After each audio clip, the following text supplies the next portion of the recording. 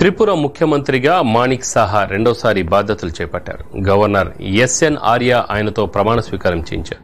మాణిక్తో పాటు 8 మంది మంత్రులు కూడా ప్రమాణం చేశారు. ఈ కార్యక్రమానికి ప్రధానమంత్రి నరేంద్ర మోడీ, హోంమంత్రి అమిత్ షా, బీజేపీ జాతీయ అధ్యక్షుడు జేపీ నడ్డా హాజరయ్యారు.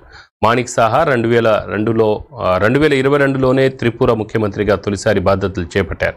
2018లో 3 దశాబ్దాల వామపక్షాల పాలనను ముగించి బీజేపీ అధికారంలోకి వచ్చింది.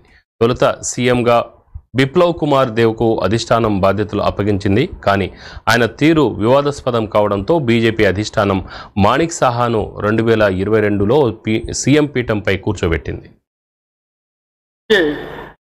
আইনত প্রতিষ্ঠিত ভারতীয় সংবিধানের প্রতি দৃঢ় বিশ্বাস ও আনুগত্য রক্ষা করিব।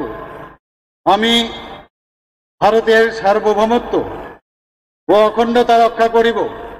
আমি ত্রিপুরা রাজ্যে মুখ্যমন্ত্রী হিসাবে আমার কর্তব্য বিশ্বস্তভাবে ও বিবেক পরায়ণতার সহিত সম্পন্ন করিব এবং ভারতীয় সংবিধান অনুযায়ী ভয়, অনুগ্রহ, প্রীতি বা বিদ্বেষ মুক্ত থাকিয়া সর্বশ্রেণীর লোকের প্রতি ন্যায় আচরণ করিব।